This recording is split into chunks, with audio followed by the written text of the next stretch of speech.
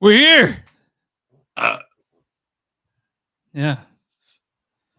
You got some beer on you, pal?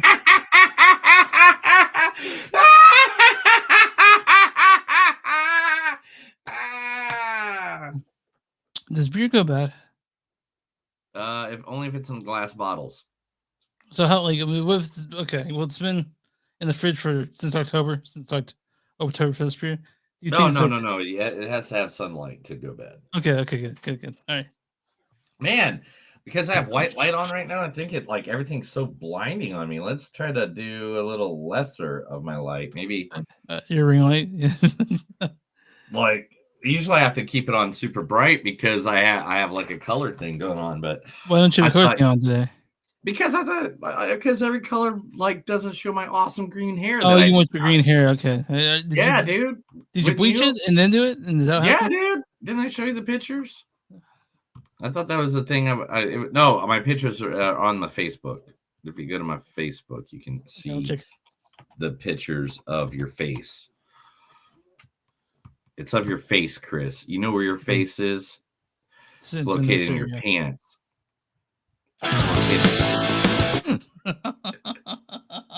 No, go.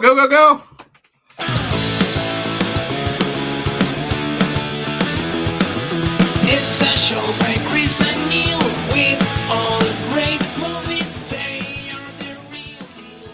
We watch them all, so you don't have to. It's movies that don't suck and some that do. Ladies and gentlemen, boys and girls, children of all ages, it's a new episode of Movies That Don't Suck and Some Do. My name is Neil. And I'm Chris. And today we're bringing you not one, but two movies that we review this past weekend or week that you can go see on a streaming platform or at the movie feed. So well, actually, the first one in theater, one's only streaming, one only in theaters right now. So yeah, you gotta. So my next line's going to be the one that's on the streaming platform is. You just interrupted my complete line of thought so you could interrupt me to tell me and the audience exactly what I was going to say in the next sentence. Fine. Go ahead for it, man. You stopped in the middle of the sentence just now. Oh, my gosh. We're live. I know we're live. I don't care right now. What's the first movie that we're talking about? I don't care. I'm going home. That's we'll it. See you guys later. Bye. See you later. Play the music. I'm out.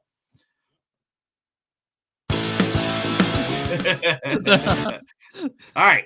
The first movie that we watched is on every streaming platform. No, I'm just kidding. It's on Amazon Prime, and it's Roadhouse. Yes, Roadhouse is considered one of... Not that one. Not that one. What? That's not... Okay, what about this one, right? No, not that one either. This one? No, but I didn't know that one existed. You didn't know the 2006 one? I totally watched it when it came out, and I was like, I never... It's Roadhouse 2, Take It Outside, is definitely one of the worst fucking movies I've ever seen in my time. But that's not what we're talking about. We're talking about Jake Gyllenhaal and Conor McGregor in Roadhouse. Yep, first, the one playing Dalton himself, Jake Gyllenhaal. Tell me what you're drawing. You said you were drawing a map. Looks like a fucking puzzle. You tell me what you're drawing.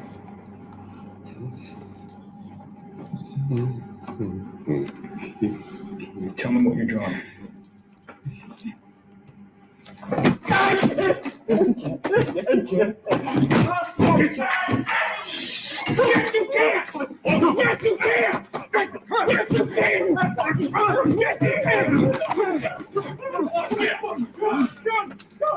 Go! Put the gun down! Put the gun down! No!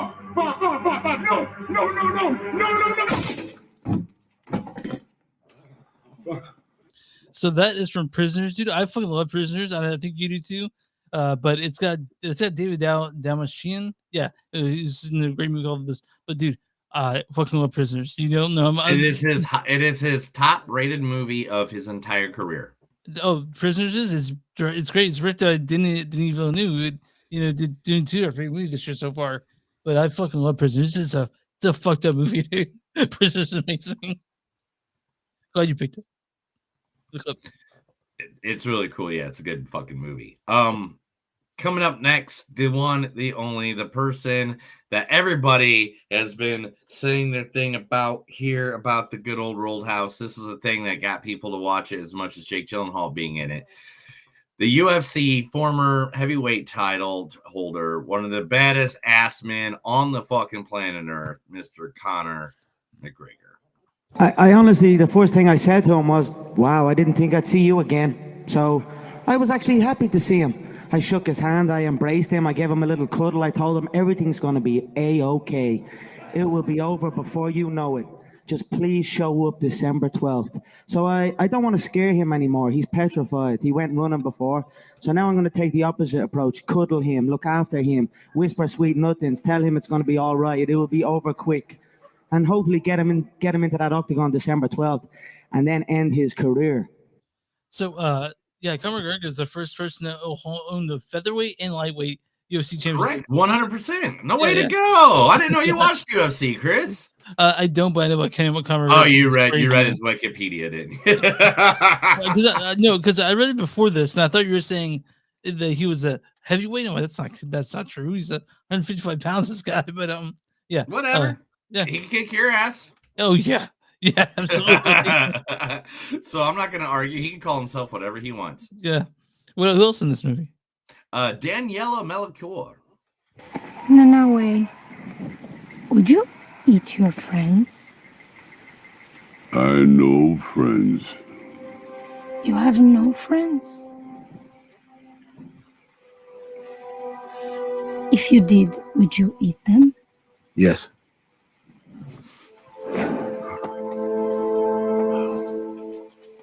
No.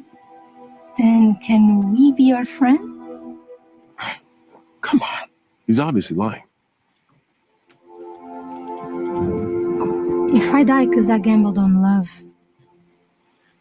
it will be a worthy death. Friends. I would be friends with King Shark. I would too. King Shark's awesome, man. Yeah. He knows how to read books upside down, bro. Yeah. I mean, that's hard, you know. That's what else hard, is very hard. Who else is in this? Roadhouse. Yeah, who else in Roadhouse? Roadhouse. That's not the name of the actor. The name of the actor in the movie is Roadhouse. Billy Magson's in this movie as well. Who the hell are you? Me? Yeah. Who are you? And what are you doing with my egg? Oh, I was just admiring it. I got a bunch of these fancy pants eggs back at home in my mansion. Uh-huh. This one's ugly. Does anybody know this guy? I certainly hope so. I'm the CEO of Cyberdyne Systems. I should go. Boomer, take him down. Everyone hold on a goddamn second. Boomer!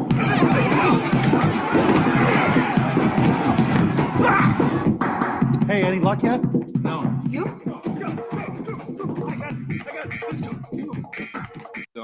So yeah, that's from Game Night.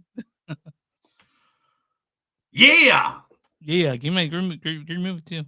We love it. It was a really fun movie. It was fun to do, and it was awesome. So that is the beginning of Roadhouse. Then coming up for us next, we are going to be watching the legendary movie known as Ghostbusters. Yes. No, not that's the first one. That's just... Well, I mean, okay. I meant we're gonna see Ghostbusters. No, that's Ghostbusters 2. We're not talking about that one.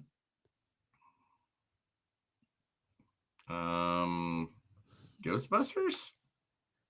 That is actually something completely different affiliated with the Ghostbusters we're talking about. Ghostbusters? That's also something different. No. Ghostbusters? That's the cartoon from the 80s, I think. Late 80s. Oh. Ghostbusters? Not Extreme Ghostbusters. You know, I do like Extreme Ghostbusters quite a bit. Ghostbusters? That's actually the 2016 reboot with the ladies in that one. No, Ghostbusters. no, that's the one after that. The one we just watched is not that Oh, so that means Ghostbusters Frozen Empire is the movie Right. that we're going to be reviewing today. Starring the one, the only, the guy who grew up literally within 10 miles from where Chris is sitting his little bumpkus right now in Kansas City area. Mr. Paul, beautiful man of the entire existence, sexiest man of the year 2012, Rudd. What's your name? I'm Peter. Peter. Yeah. I'm gonna give you a Hawaiian name. Oh, great. Kill Pete. Great. Kill Pete. Looks like you got a little pain behind those eyes. Yeah, maybe a little. There's really only one cure for that. What's that? Weed. You got any? Yeah. Well, let's go surfing. That's from freaking Sarah Marshall. I'm glad you picked that one too. So he's you sexy of the man of the year of 2021. Well, I mean, to you, he's the sexiest man of the year every year. I thought he was earlier than that. I thought it was like some but okay, whatever. No, he's still hot. Anyway, yeah, you're still. Also playing in this movie, returning back into her role, is McKenna Grace. Where's the special? What? You said you made me a special breakfast?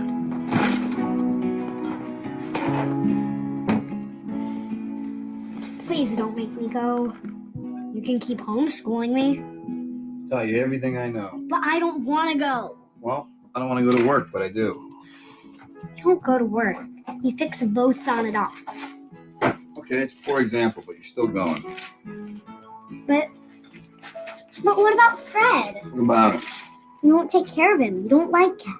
I don't like two-eyed cats. Fred, as you know, is monocular. Who's going to throw him his ping pong ball? Fred's going to be fine. No more argument, okay? We've discussed this ad nauseum. What's ad nauseum? Oh, you don't know? Wow, looks like someone needs school. So that's from Gifted. With that's Chris Evans talking to.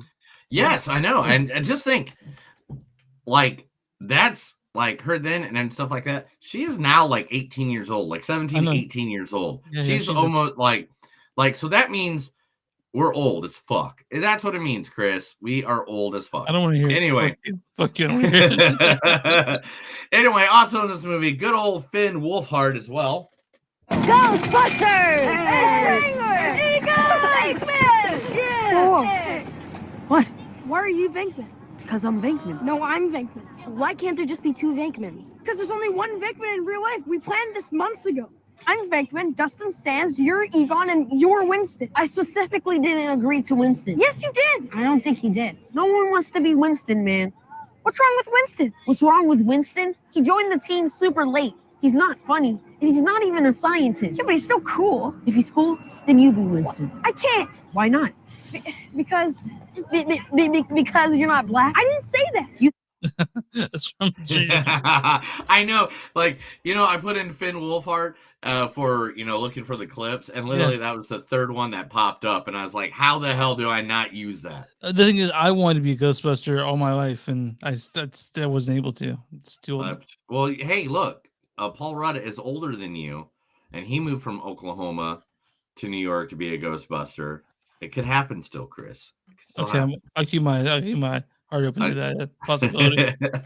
All right, next, two of the originals, the OGs, Mr. Ernie Hudson and Dan Aykroyd, also known as Winston and Ray.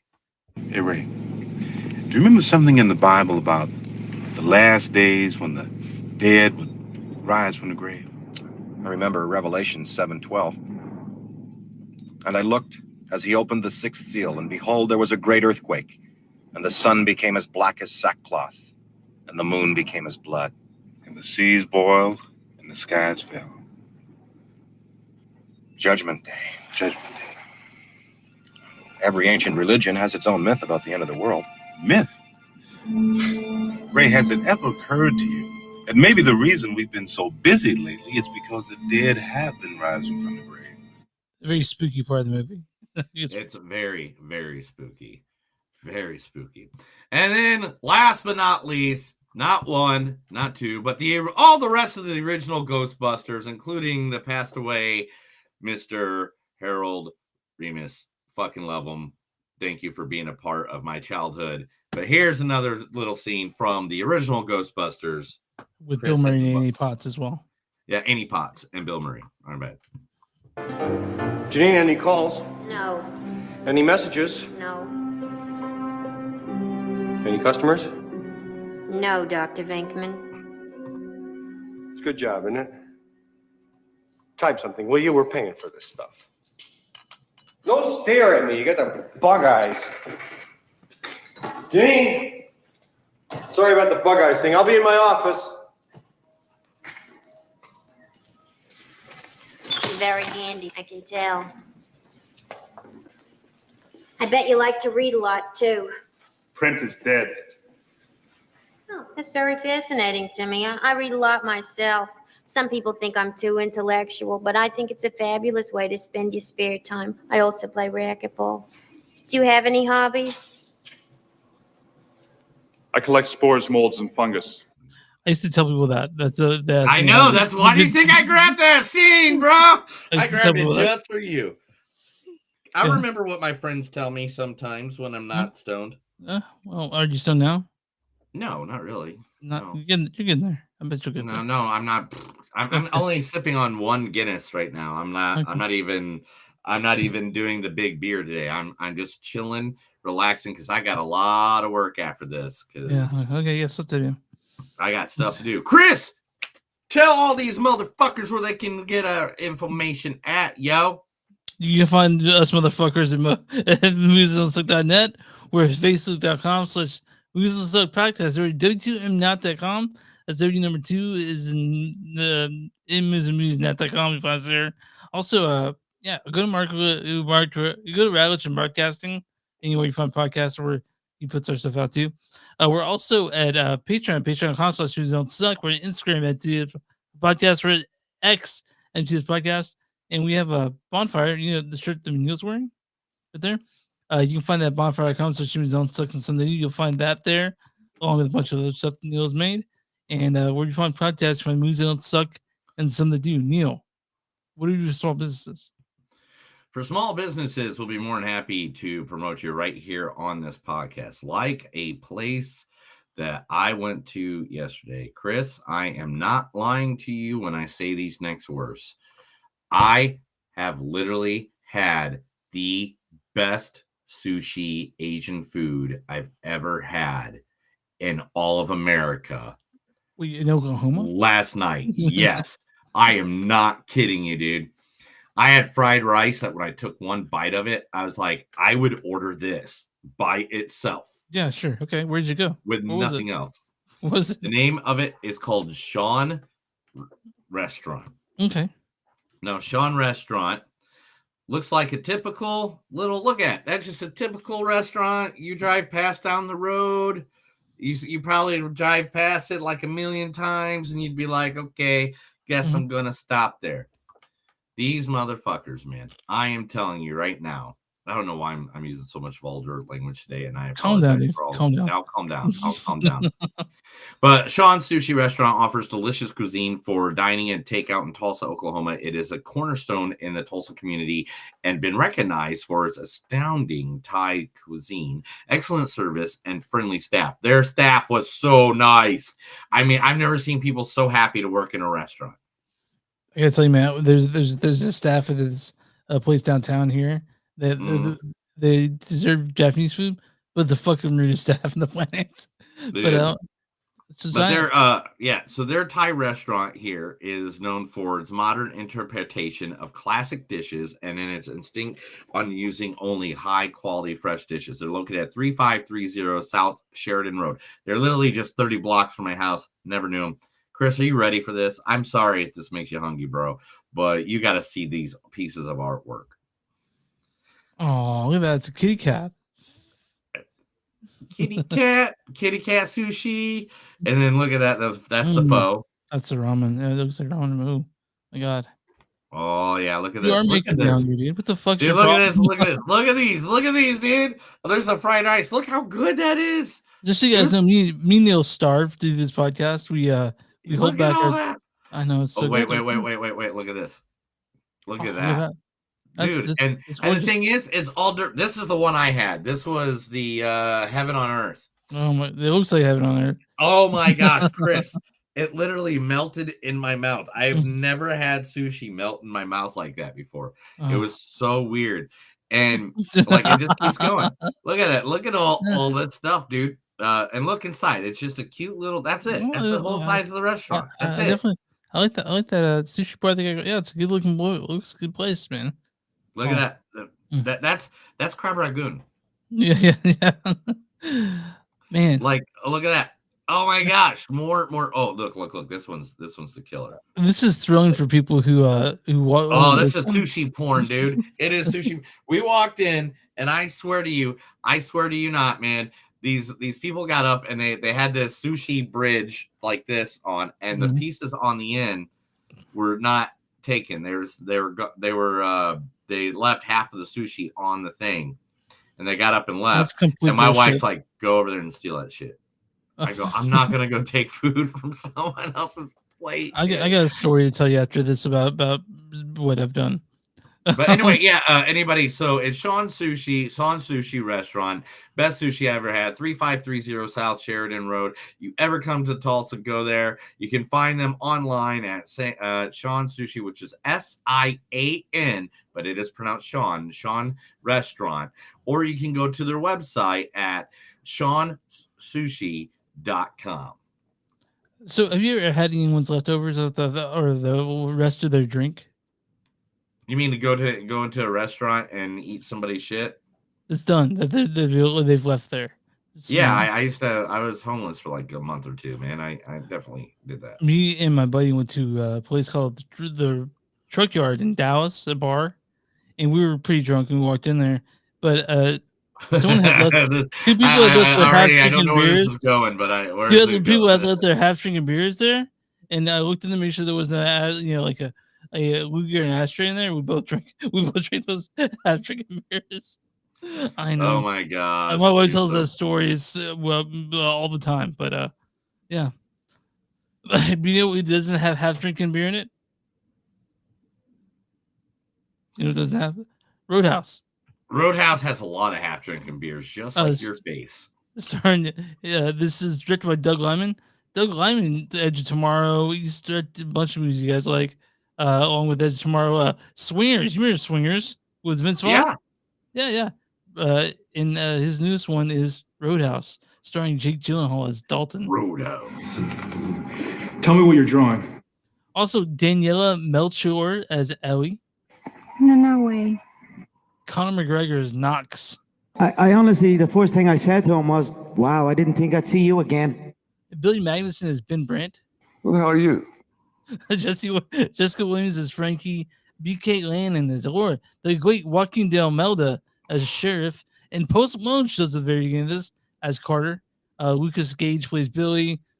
Dominic Holmes plays Reed from a bunch of other people you've seen everywhere. You know, what was the storyline for Roadhouse? Ex-UFC fighter and son of Joseph Dalton takes a job as a bouncer at Florida Keys Roadhouse, only to discover that this paradise is not all it seems. So it's kind of like the first one, but it takes place in the 40 Keys, which is, you know. I want you to totally fucking rewind that goddamn statement. All right. What the fuck did you just say, bro? It's not like the first one at all. Thank you. All right. And guess what? That's okay. Now, somewhere under the rainbow, originally, they don't really mention it, I don't think, in the movie. If they did, I missed it. Is that Jake Gyllenhaal is playing Patrick Swayze's son. That's not mentioned at all. Yeah. But that's what it says even in the facts, that when you look it up on Wikipedia and when you look it up on IMDb. Yep. Okay. So, Jake is supposed to be the son of Pat. All right, so Elwood Dalton is supposed to be the son of James Dalton. Now, this is about a roadhouse called Roadhouse. This isn't about the bouncer culture. No. Like the other Roadhouse was. Because the other Roadhouse was about the bouncer culture. That's what made it really unique and normal or different, was the fact that it was about a different culture. It's about the culture of being a bouncer, being a cooler, and stuff like that. Instead, this one finds like a guy that is beat up, poor, that like literally used to be a UFC fighter. Mm-hmm. And literally, like, I mean, dude's Jack is Jake Gyllenhaal is Jack as fuck. I mean, he got like a special trainer for this movie and all that stuff. Jake puts himself in these roles a lot, so I'm not surprised. And so he just wanted to have fun, and it looked like he did have a blast. Oh, I had a blast watching this movie too. I thought it was fucking awesome. Yeah, 100%. This is what I was gonna say about your statement. Yeah. This is not like the double deuce that we see behind us on our screen behind me and Chris right now. I couldn't even find one photo of the bar, by the way. I looked for about an hour almost, bro. So this is the furthest I got. This is the closest scene I have of the bar. Oh, just the 40 keys. No, it's actually, you can't see it because our photos are over it, but it's literally the bars behind us, and that's it. That's the only picture of the bar they have anywhere. But anyway, this movie is nothing like the first one. And guess what? What? That's okay. Yeah. It's also super fucking violent. Like this about it is super violent, but it's fun violent. You know what I'm saying? It's like John Wick violence when it comes to how fun it is. Yeah, and it's just like it went from like, okay, this is gonna be kind of a fun little cute movie to holy shit, what the fuck just happened? Guys, if you guys are looking for a coherent plot or whatever, don't worry about that too much. Oh, the plot, okay. This is my only bitch about this whole movie. Is the villain. All right, so which one? Not Connor, right? No, well, that's the thing. That's the thing. Okay, now I 100% love Connor. Don't get me wrong, but the thing is, it felt like Connor. Okay, so at the beginning, you have this guy, coming around, saying his parts and stuff like that, and he's talking and he's doing his thing. You know, he comes in and he does the threatening and stuff like that. But all of a sudden, he doesn't mean shit. Well, I don't know about that, man. Like you're right. Like after at the end, I mean, like all of a sudden, all of a sudden, this guy comes out going clubbing. So Conor McGregor in this, I feel like he plays a crazy character in this, but I kind of feel like that's what he is like in real life. I don't know. I feel like, okay, this is my best rendition. Somebody else said this in something I heard or read or something like that, but I think it's exactly the truth. It felt like somebody was portraying Conor McGregor. You know, it was like character. They're like, this is Conor McGregor playing Conor McGregor, but like him to 100, right? Yeah, dude, because he's at like 105. He is like psychotic nuts. And you know what? To be honest, I'm there for it. I loved it. Yeah, a lot of people didn't like it. I thought it was great. I thought he was a great character in this. I thought he was amazing, kind of. I'd like to be honest. I thought this movie was just good, fun, dumb action. Oh yeah, like, it's good.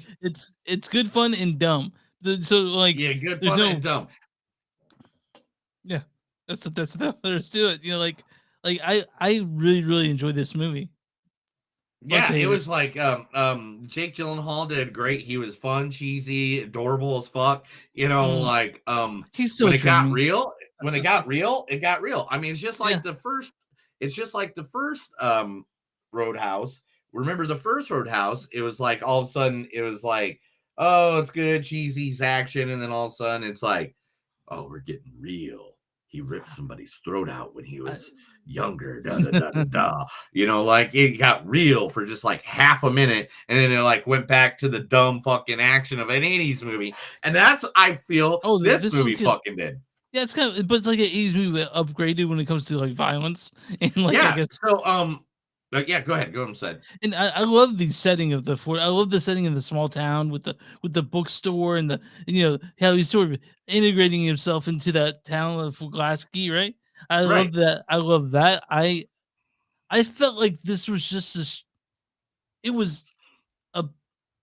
It had an 80s feel. Like you felt like at home in that town. Like you liked that part of it, like and even though the acting's not that great, but Conor McGregor definitely I kind of feels like steals the show and how fucking wild he is, and man, I just enjoyed my time watching this, and I feel bad for anyone who can't just sit down and fucking enjoy this thing like I did. I know, like what you're saying earlier, the fight scenes were incredible, and this is the reason why they used the new kind of technology for this, where they used a CG body doubles due to the production using a new multi-pass method to do seamless punches and kicks instead of faking hits or cutting around the action to be believable.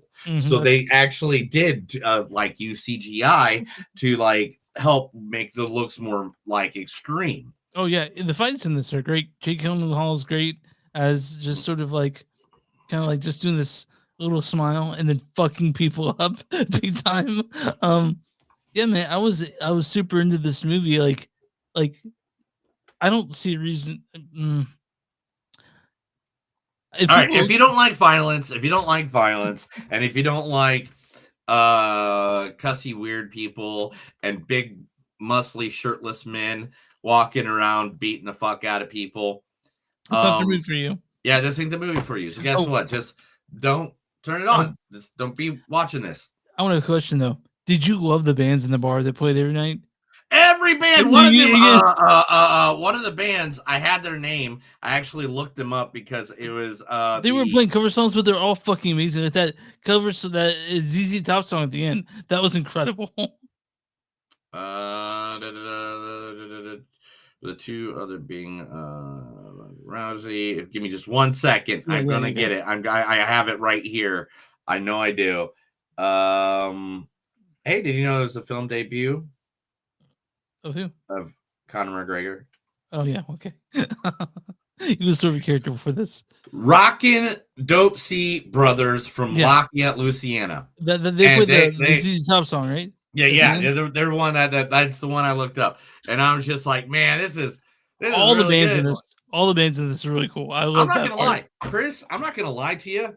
This is the bottom fucking line. You ready? Mm-hmm. Yeah. I think this is the first week in a while where I have watched both movies more than once. Oh, you watched Ghostbusters more than once? Yeah. Okay. How did you do that? Easy. I went to the theater twice. Duh, Chris. Okay. All right. Yeah. All right. Yeah. Yeah. Okay. So Roadhouse. I mean, I've watched them once. I saw Ghostbusters yesterday, but Roadhouse, man, like this is. People could be talking shit about this. I had a good time.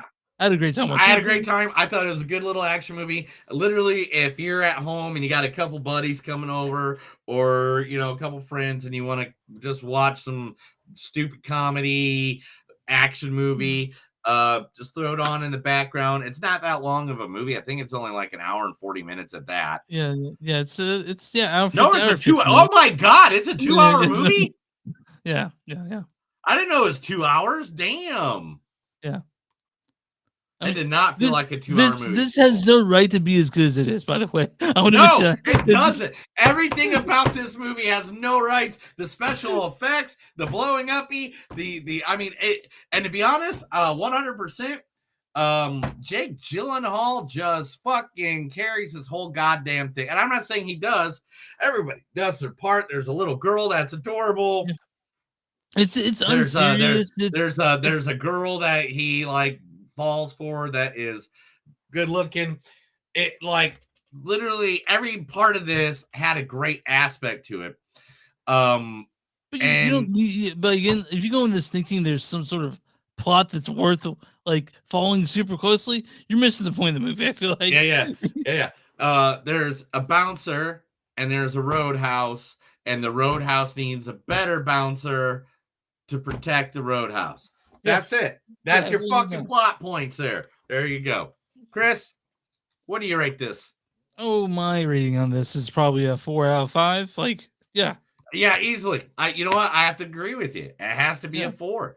This movie was just simply just a good little action movie, good fun action movie. Anybody trying to compare it to the original is going to get burnt. This is nothing like the only thing that has to do with the original is fighting and a roadhouse. Yeah, and I mean, but like, this is when I watched it. This is kind of what I wanted. This is a completely different beast. I was hoping it'd be kind of like, still talking about the bouncer culture like they did in the first one. Yeah. I mean, because so I got a question. So both movies we have today are sequel and remake, right? Yeah, sort of. Yeah. How many of the originals for each one did you go watch? Okay, I've only watched the original Roadhouse once, but I've seen the original Ghostbusters millions of times, hundreds of times. All right, because I watched Roadhouse before I watched Roadhouse, and then after Roadhouse I watched Roadhouse. Okay, and then Ghostbusters, I watched Ghostbusters 1 and 2, and then I went. I didn't get a chance to watch Afterlife, and then I went to the theater, saw part 2. Or the Frozen Empire, part 4, I guess. And then I came home and watched Afterlife. And then after Afterlife, I went and watched the Frozen Empire again. Yeah. So Roadhouse, good little remake. It's like I said, Neil says, has no right to be as good as it actually is. We enjoy ourselves immensely watching this. I was stone cold sober. I don't know if Neil was, but yeah, it was. It was like a random night. Okay. All right, Roadhouse. All right, Roadhouse. You gotta say it like that, man. Give it Roadhouse. Roadhouse. Okay. Roadhouse. What is the? I'm on RoadTomatoes.com. What is the audience score for Roadhouse? Or sorry, Roadhouse. Man, the audience has to. They have to be somewhere near us. I'm gonna say 78%. No, man, 55%. Oh, fuck them in the goat ass. 1-4. They don't have a sense of consensus. But what's the critic score? Your face? No, not my face. That's a number. We need a number percentile for what the critics gave Roadhouse. Oh, the critics gave it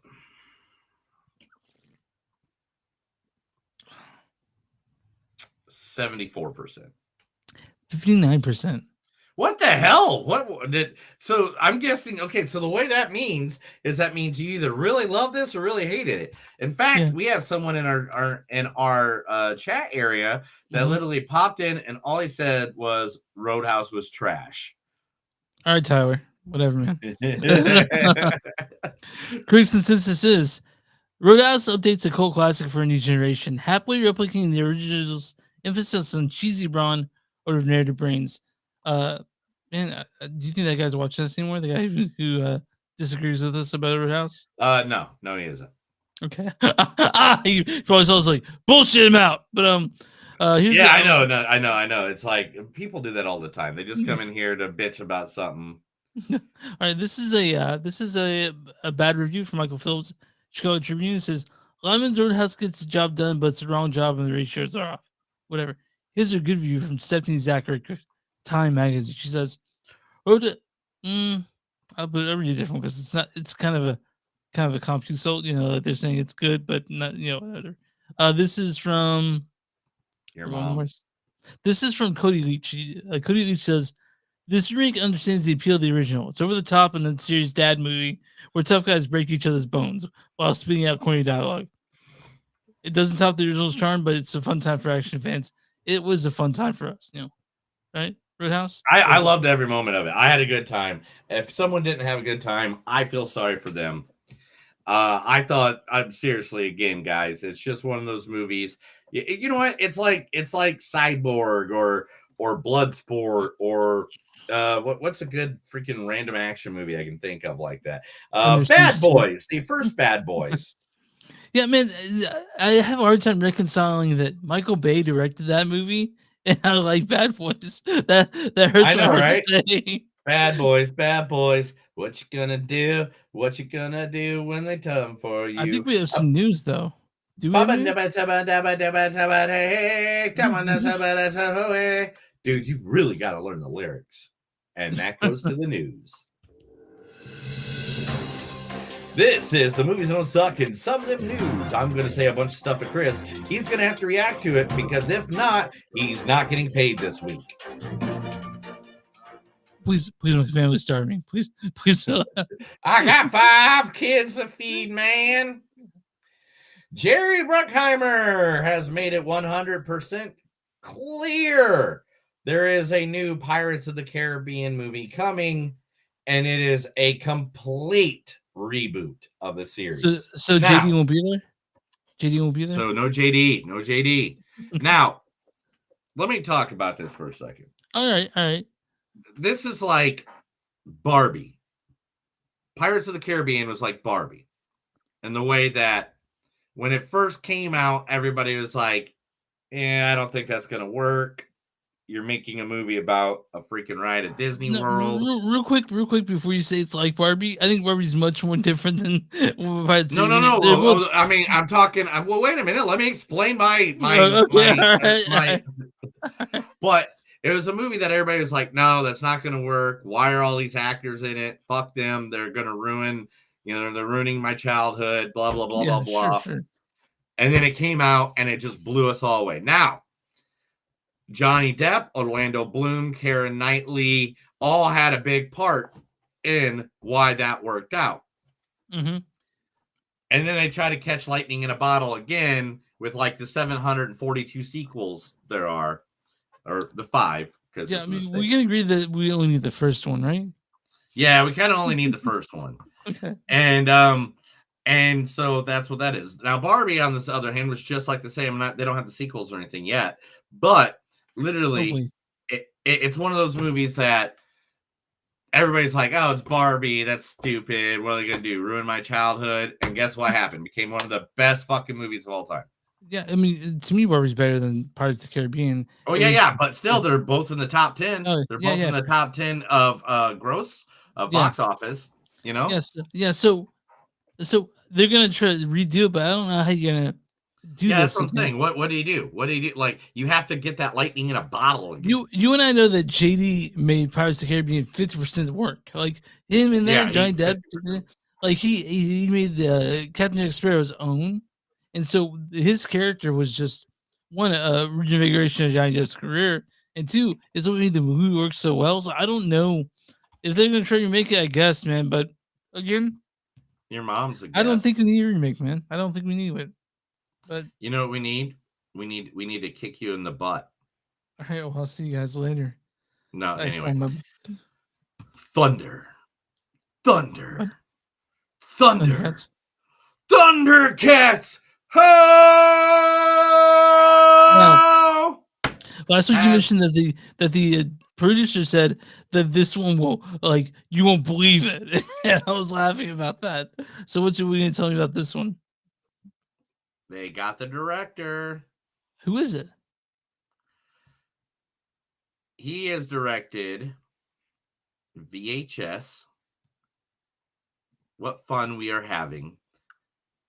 The ABCs of Death, VHS 2, The Guest, Outcast, Blair Witch, the remake of 2016, Death Note, the show, the movie for Netflix, Godzilla versus Kong, versus Kong, the New Empire. Mr. Adam Wingard is your director for Thundercats. Okay, it works because he does a bunch of horror and a bunch of like monster movies.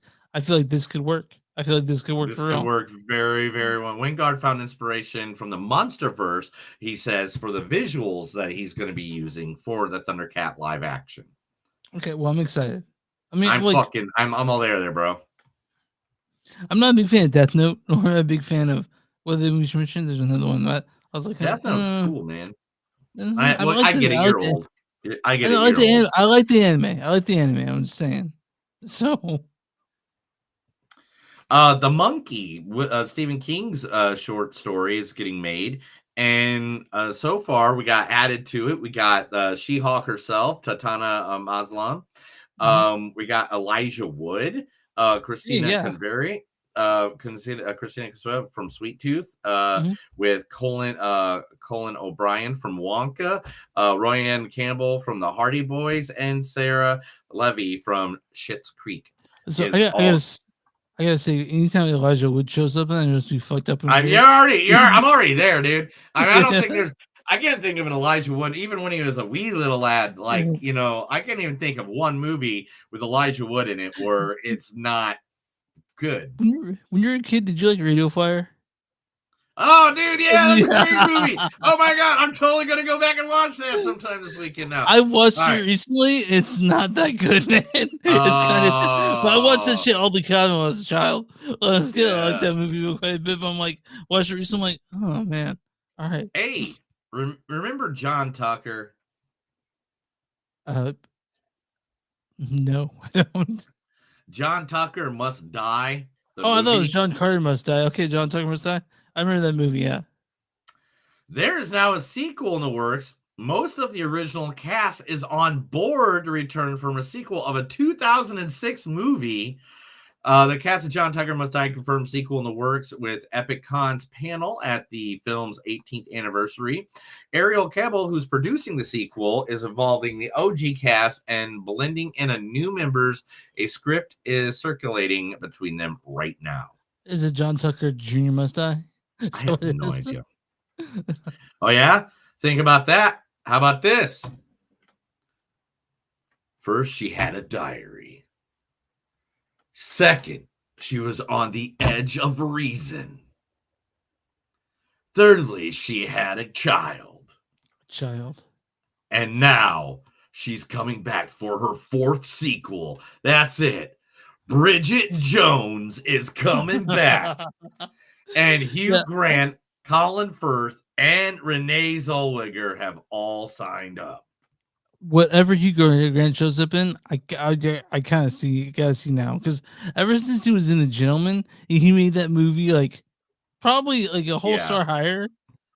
I mean, I don't know. I haven't seen the Bridget Jones movie, but I did see the house it was filmed in London. Like they showed us like the apartment. Yeah. Blake Lively and Anna Kendrick. Sorry, let me take that one again. 1, 2, 3, 4.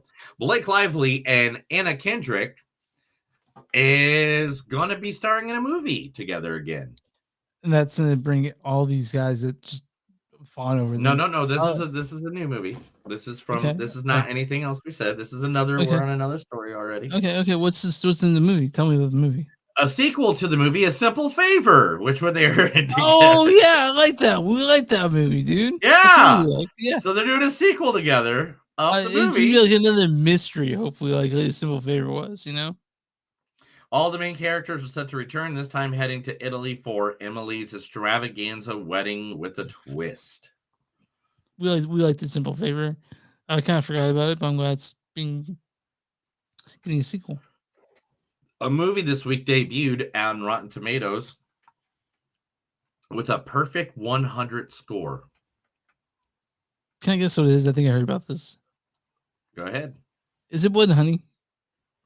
Winnie the Pooh Blood and Honey 2 has a perfect 100% score. It did. Now it's not as good, but it's higher than the first one for sure. Now it's like I think so. It's 60%. Definitely gonna have to go watch that. I guess, man. Like I feel like to me that production company is sort of getting the idea of what they want to make, and so after this, it can sort of be like, for a while, Fast and Furious was whatever it was, and then we became something better. I think they're gonna do the same with Blood and Honey or those movies like that. So I'm hopeful that they're figuring out how to make a movie that's watchable. Because of how much this is getting rated already, the guy knows he's going to make his money more and that back. Winnie the Pooh 3 is already in the works, and more characters, Nightmare's version of characters from the A.A. Mullins world which means Bambi, Peter Pan, Piglet, like Tigger. All of them are going to be Kanga and joining that Roo and world. Owl. Yeah. Oh, dude, all of them are joining him now. So I don't know about that. Whatever. Danny DeVito has confirmed, because of their little 5-second spot on good old the Oscars, they have confirmed that they are now in works with a new project, and they can't say what it is yet. But everybody's hinting that it's twins too. Or triplets, I think they call it. There's for a while they do triplets with Arnold, Danny DeVito, and Eddie Murphy, right? That's been talked about forever. But I want them to fucking start filming. I want these movies to happen. You know? I want them to all to tell me exactly what's going on. Yeah, let's do it. And when they do, it'll be great. And it'll be awesome, and people will love each other and touch each other in the bathroom. Have you ever gone to to a bathroom and walked in on a couple fucking? Is that just like the weirdest thing ever? I've not done that yet, and it's not on my bucket list. I gotta be honest, so I don't know. I've walked in on it, and I'm just like, Neil stayed there and jerked off, right? That's what happened. No, I turned around and got the hell out of there. Cuba Gooding Jr., he's making news lately. He will be a witness in the P. Diddy sex assault case. I wish he was a witness for a good movie that was coming out, honestly. I mean, Cuba Gooding, man. Like, it was the last movie he made was like Snow Dogs or so. I'm sorry. I just want everybody that listens to our podcast that knows me from a childhood. I don't know if we have one single person or not, just to relive in their brains how much I said P. Diddy back in the day killed Tupac and Biggie and was behind most of all the killings in rap. And he was because he was the one that made the most money from everybody passing away. From what I could tell, that you shouldn't fuck with P. Diddy. Like, that's what I've heard. Yeah. And for years, I always said, don't fuck with P. Diddy because I think he'll put you in the grave. And now we're learning that he had like sex slaves and like they're like more than that, all that, like everything he did is just ridiculous. What did Diddy didn't do? You know, like Diddy did not do that, you know. So fuck. Waking up in the morning feeling like P. Diddy has a whole different whole different thing. Yeah, but honestly, guys, fuck P. Diddy or fuck Diddy or whatever his name is.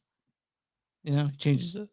40 years after one of the greatest movies of all time, there's going to be a reunion at the good old high school. Payson High School will get a reunion of Kevin Bacon, and the entire cast of Footloose is coming.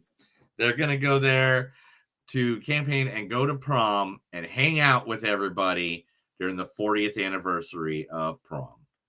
That's just Did you just hang out with Kevin Bacon? Do you want to do that? Do you guys want to share a beer with Kevin Bacon? Dude, I think me and him would we'd have a pint and we'd just sit there and have some good stories to tell. He's just such a charming person in interviews, you know. He just seems like a cool dude. All right, 100%. We all now know that Aaron Taylor Johnson is James Bond, right? I did tell you that last week, right? No. All right, Aaron Taylor Johnson is James Bond. Oh, it's been confirmed. Confirmed. 100%. How did I miss this? How did I miss this? And, wow. Yeah. Aaron Taylor Johnson is James Bond. I'm all about, honestly. If you don't know who Aaron Taylor Johnson is, he's the guy who played Kick-Ass, and he also played Quicksilver in the MCU, not the X-Men movies, but the MCU movies. He was also I'm not seeing that anymore, but I believe you. I saw Movie Web on what I'm looking at. Okay. You guys remember him as part of Women in Tangerine in a movie that was underrated? What was that movie called? Train something. I forget that. I'm gonna Trainwreck? No, it was a Brad Pitt. Bull Train. So Bullet Train. Oh, I love Bullet Train. I watched it recently. Yeah. Yeah, he was part of the best part of that. So yeah, fucking Aaron Taylor Johnson. Let's fucking do it, dude. You know? Let's do it. Hey, Chris, guess what's the #1 most watched thing of all time on streaming platforms? What is that? The #1 most watched thing of all time now. What's it? What was it? Tell me. Taylor Swift Eras Tours is the most watched item on any platform ever. Is it on Disney? Is that what it says? It's on Disney Plus. Okay, well, I'm not gonna watch it. Had but 4.5 million views in 3 days. Are you gonna watch it? I already did. Oh yeah. Did you really? It's Taylor Swift, man. Yeah, I put it on while I was working on some work. I was working on some stuff on the computer. I put it on one of the screens, and I just said, Yeah, Tay-Tay's music. Cool. Tay-Tay's music isn't offensive. It's decent. I like Tay-Tay. I mean, she's cute and bubbly, and she's pop, and she is what she is, and yeah, she's great. Talking about awesome we stuff. like Taylor Swift, guys. Just so you guys know, we're pretty big fans of her. I don't bump it in my car. Like usually, my car is something like between Manson and Coal Chamber. But like literally, it's it is what it is. I wouldn't turn if the radio turned on and it was playing. I wouldn't go for it like right away. I'd be like, is there someone? Is there a pop star you actually listen to? Because I'm not myself here. I think I like Olivia Rodrigo. I'm a fan of her. All right, I'll just move ahead if you're gonna keep quiet about it. Anyway, Jerry Bruckheimer has not booked Nicolas Cage for National Treasure 3 yet, but there's a script written, and he thinks the unresolved cliffhanger from #2 needs to be resolved, and is perfectly in this new script that he has gotten. Hopefully, Cage does it well. I think Nick can do it. I think Cage will make it. What happened to Cage makes all kinds of weird shit happen. Why wouldn't you do National Treasure 3? I have no idea. I'm just a guy. Just a guy looking at another guy. What you should tell me other news, and I'm giving my thoughts on it, and that's why we do the news. What kind of the Fall Guy director already eyeing sequels prior to the movie release. He goes, I want as many movies as the Lethal Weapon franchise. I mean, I want to see Fall Guy. If it's good as he hopes it is, I want to see more of them. You know who the director is, right? What's the director's name? David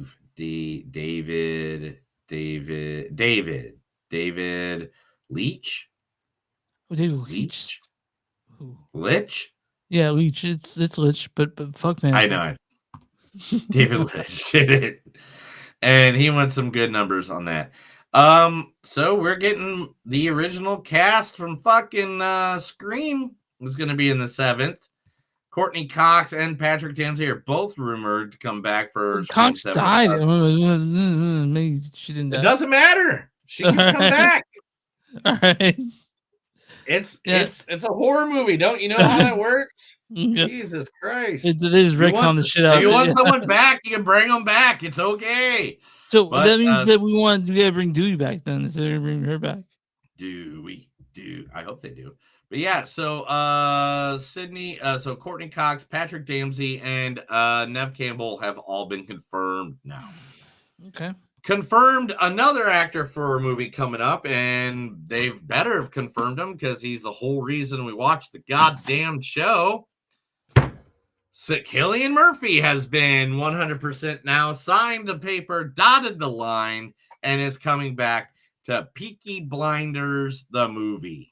I have yet to watch Peaky Blinders. I'm sorry. Oh my god! Tomorrow. That's your next. You mean after the podcast? After I hit the record button off, I should go upstairs and watch Peaky. Okay, I'll do that. I actually really want to do that, so I'll do that. 100%. Boondock Saints 3 is completely in the works. The John Wick writer and producers are working on it, and Norman Reedus and Sean Patrick are 100% on board with it. So right now we have let me read at the part where it was at. But the people that make the John Wick films are making the third fucking Boondock Saints. So that just makes us super happy. Color me interested. Yeah, I'm interested. And that makes me happy. You know how happy that makes me, Chris? What is that the end of the news? It makes me so happy that now we get a sequel to one of the happiest movies of all time that will be filmed for Netflix. Okay.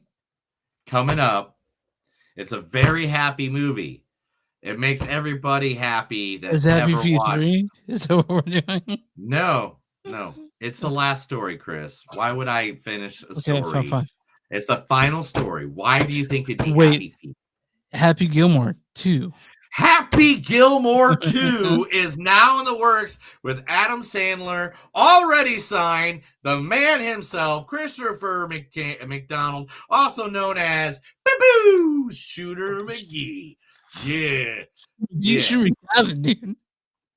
And the fans have long demanded a Happy Gilmore sequel, and they're getting it. And it's literally going to be about their argument still throughout like the years, their rivalry, I should say, throughout the years of golfing. Did you know you can get that's when you talking about earlier. Well, no, what? So if you go on Cameo, you can get a Christmas Ronaldo to Shooter McGavin for $250. I think it's worth it. That is definitely worth it. Cameos Yeah. and shit, man. Yeah. I mean, I got my Danhausen in front of me, and I still love it. Very nice, very evil. And Chris, that's the end of the news.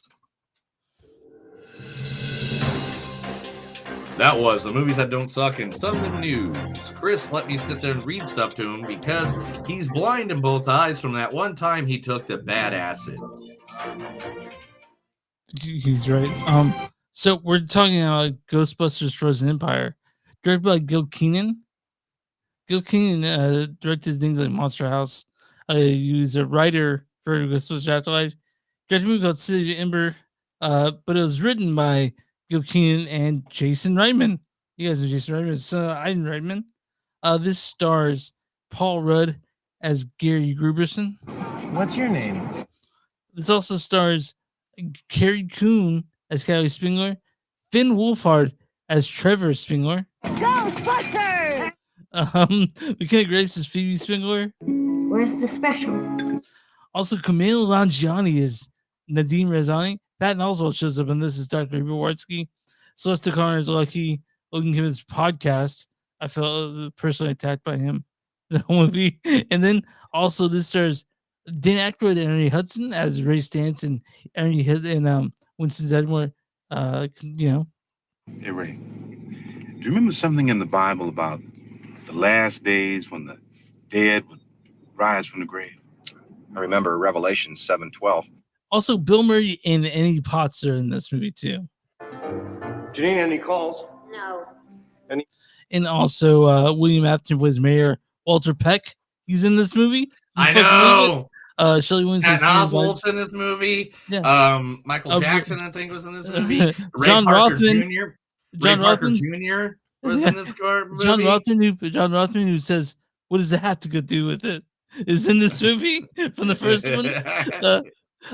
This movie is full of Easter eggs. What's really the storyline for Ghostbusters Afterlife? Sorry, Ghostbusters Frozen Empire. The Spengler family returns to where it all started, the iconic New York City firehouse, to team up with the original Ghostbusters, who developed a top secret research lab to take busting ghosts to the next level. But when the discovery of an ancient artifact unleashes an evil force, Ghostbusters, new and old, must join forces to protect their home and save the world from a second ice age. So I have something to say. We're start right off the bat of this movie. So if you're a Ghostbusters fan and you love the originals, there's a lot of stuff in here for you to just fucking bask in the nostalgic glory of it, because it has so many callbacks and Easter eggs for people who love Ghostbusters. But if you don't, Melvin's in the uniform. But if you don't love Ghostbusters, I'm not sure this will win you over. Because this ain't the one for the people. All right, let's jump in. One, they threw out 1,000,005 Easter eggs, but the thing is, that's okay, because we went from them being in the middle of bumfuck fucking Oklahoma. And I know because wherever they're from in Oklahoma Afterlife, I have no idea where that exists. That being said, though, this movie has a bunch of Easter eggs. And I was happy about it. I'm glad I saw this movie. But like I said, it's for super fans, honestly. Because I mean, I love the images you're showing, Neil, because that's basically what I wanted from this.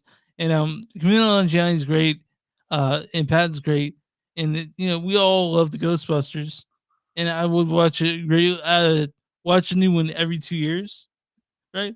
Because I'm a Ghostbusters fan. But like I said, if you're not a Ghostbusters fan, I can see you going, "What's the big fucking deal about these people?" And me going, pointing at, like, "Oh my god, that's that guy!" Or "Oh my god, it's that guy!" I can't believe that guy's here. What the hell?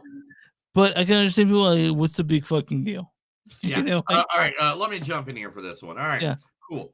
Now the Easter eggs and all that stuff. The reason why this is cool. Like there's Easter eggs in the afterlife and stuff like that. But the thing is, the best thing about this movie is they brought a character back that they've missed in Afterlife, and because that character wasn't there in Afterlife, that's why it kind of felt like a little like, okay, this is more just kind of dedicated to Harold Ramis and just that's what. But the biggest character, huh?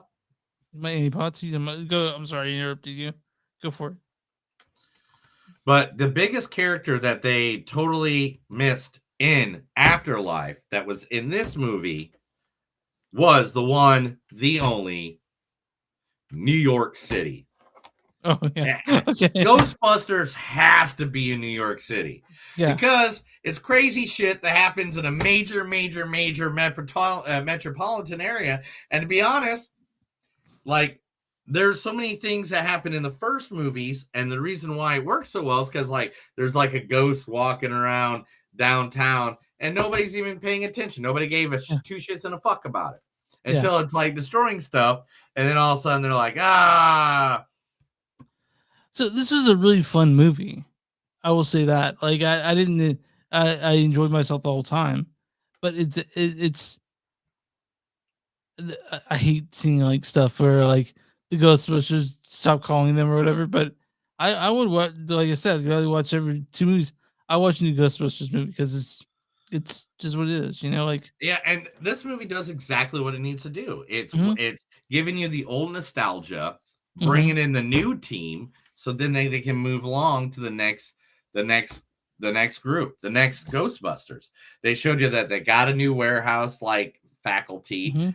They have other Ghostbusters. They even had people in the cartoon outfits, like wearing them in the movie while they're doing ghostbusting stuff.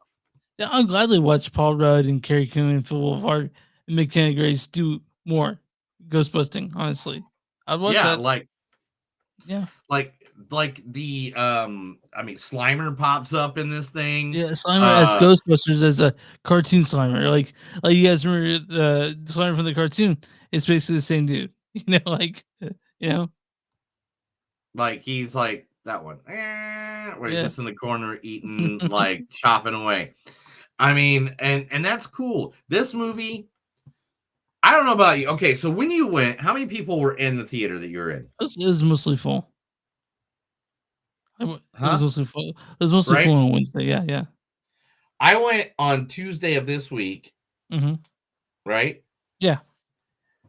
And a group of old people, and I mean old. Like, I get it. I'm middle aged. We're both middle aged. I think you and I would probably clump us together. So yeah. But these people were like damn near 70, 80, 90, 100, like, like that. They stood up and gave this a standing ovation in the movie theater. And we were like the only people in there.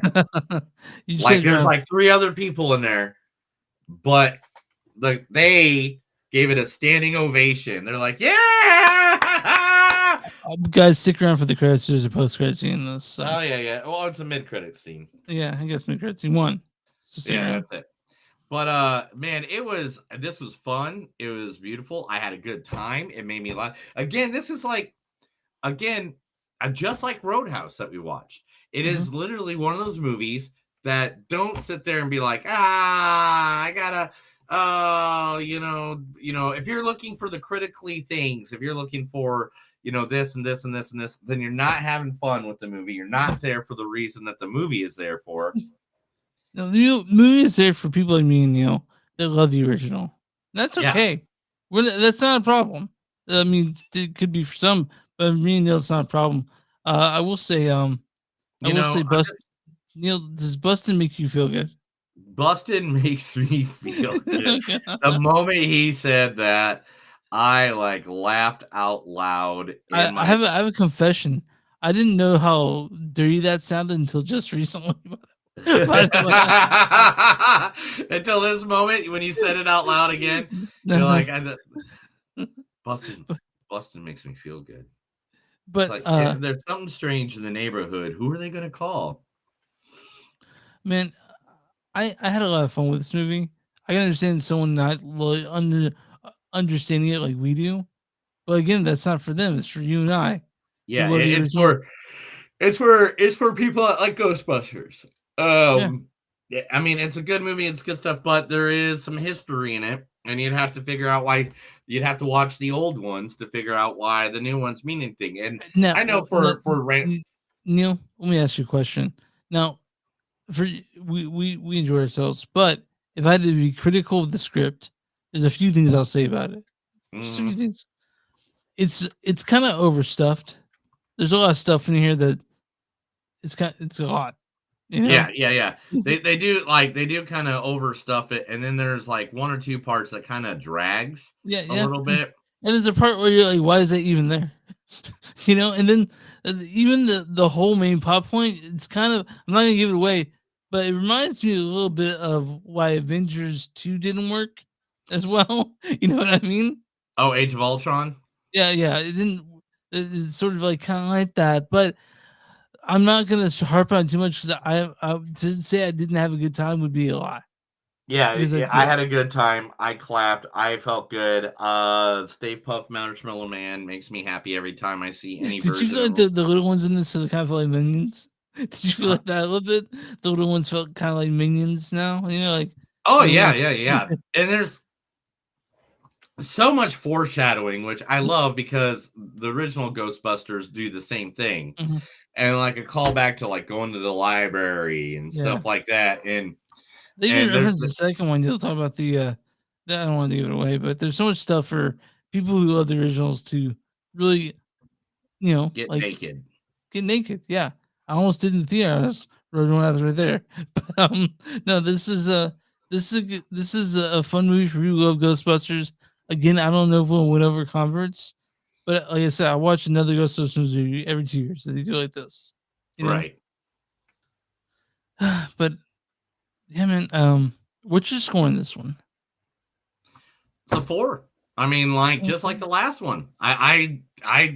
These are both just fun movies that this ain't like, hey, this is the best thing that's ever going to come out this year by any means. None of them are going to win any awards. They're not they're not even going to be fucking nominated or even thought about in the category. But guess what?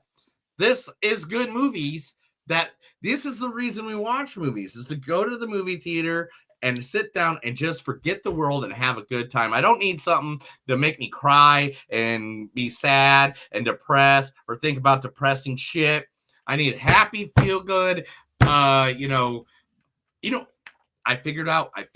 I know why both these movies are so good.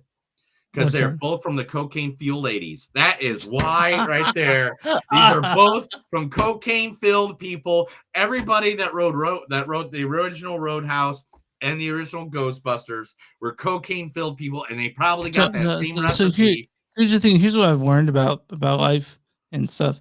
Is that I've learned that cocaine was best in the 70s when it's post-coke, pre-AIDS. That was like the spot where you want to be, right? That's what I've heard. You're spitting something out? Okay. But that's what I've heard, that post Coke, pre AIDS was like the place to be.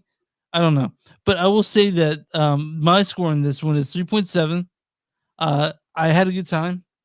Again, there are things about this that Nah. But being a Yeah. Ghostbusters fan, being a Ghostbusters fan, I found plenty of stuff to smile and feel good about. I love spending so much time with Dan Aykroyd. He wasn't really in the last one. There was a lot of time with this one.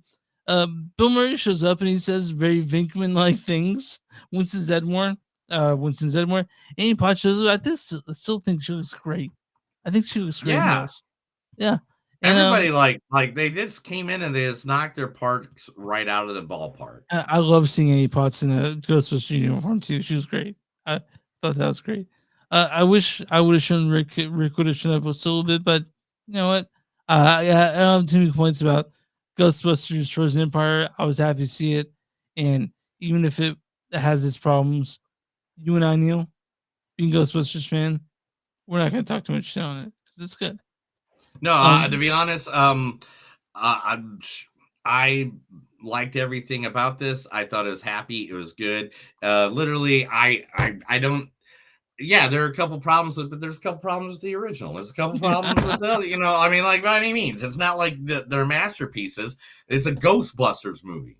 Yeah, it's a it's a movie. It's for And Ghostbusters. honestly, do we see movies like this anymore? Do we see sci-fi goofy action? Like, do we see that? No, ever? that's why I think I liked both of these movies because Yeah. they both. One was a goofy action movie that was actual goofy, not taking it serious and saying family every 5 Yeah, seconds. yeah. And then the other one was like just straight up goofy weirdness and stuff like that. And that is okay to do. You don't need to have an Oscar for every fucking movie in the world.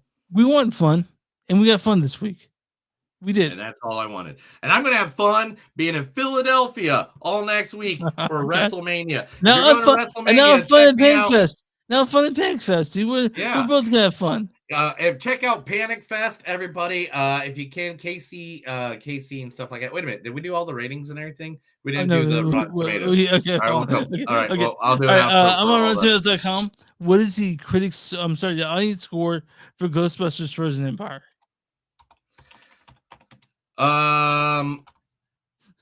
Neil's tapping so hard. You want to murder that keyboard, don't you? No, I really don't push that much, man. Okay. You just Well- think I do because your mom's a hoe. Come on, dude. I don't wish Anyway, my sister now. I know you're a dick, dude. I love my mom. Anyway, I love you, mom. Now what are we talking about? What is the critics? I'm sorry, the audience score for Ghostbusters: Frozen Empire on Rotten Tomatoes? I believe that the Ghostbusters will have at least an 81%. 84% from the audience. Damn it! That's so close.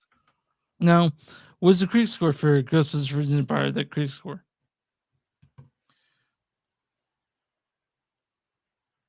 62. 44. Oh, what dicks. Critics is Ghostbusters: Frozen Empire offers a certain amount of nostalgia fueled fun for the fans of the original, but a crowded cast and surprisingly serious tone prevent the sequel from truly sparking. I'll go ahead and read a bad review and a good review. This is from Glenn Kinney of AARP Movies for Grown Ups. Says, if only the filmmakers could have shoehorned some actual jokes into this overstuffed confection or sort of action that didn't look like it was edited in a digital shredder. Whatever, man. This is going to be from Tom Beasley. No, let's not do that. This is from Matt Hudson of what to watch tonight. He goes, Keenan and company aimed for something different, which should have been commended, but instead of working Ghostbusters: Frozen Empire, a fun but highly flawed effort. I don't have much bad to say about this movie. Of course, it's not going to win any awards and for converting people, but being a fan of Ghostbusters and the Ghostbusting universe, Yeah, I think you'll have a good time. You'll have a good time. But me and Chris are going to be taking the week off. By that week, Chris is going to be out there. He'll be probably posting some stuff from Panic Fest, Yes. which if you guys don't know, Panic Fest is between April 4th and April 10th in Kansas City. There are tickets still available for a bunch of good movies, and I've I'm seen gonna 18 of them. yeah, they great horror movies. Chris has got, and there'll be celebrities around, and it's a good place. Like And Chris we're will have posting, Power Man. and before the 30th, Neil and I will have 3 podcasts based on FanFest movies. Yep. And Chris has met like several members of media and directors and actors because of going out there. I can't make it this week because I will be in Philadelphia for WrestleMania. We like too much shit. We do too much cool shit, man. You and I. And so on top of that, though, if you want to check out everything I'm doing next week, go to my new podcast area and my new media area of Wrestling Fanatics Federation. It's Wrestling Fanatics Federation on Facebook, or WWF or WWFF for life on X. So, and guys, if you also, I do another podcast. I don't really mention that often, but I do Record Night. Record Night, you guys can find the podcasts. We talk about records, I guess. But Neil, yes, and also I do a podcast called "I Fucked Your Mom," and no, I didn't. I don't. That's not. Neil, you showed up a few times on Mark Rat, which is podcast for wrestling, right? Yeah, I've Mark and all them. I try to do as much as I can. But dude, we should probably get out of here. I got to get going. I got a lot of things. Yeah, it's a food too. So, all right, man. But you guys, thanks for listening. You can find us online. WeZoneSuck.net. We're at W2N.com. That's W number 2 is in number 2 and M is in moviesnet.com. Find us there along with a bunch of other really cool shit.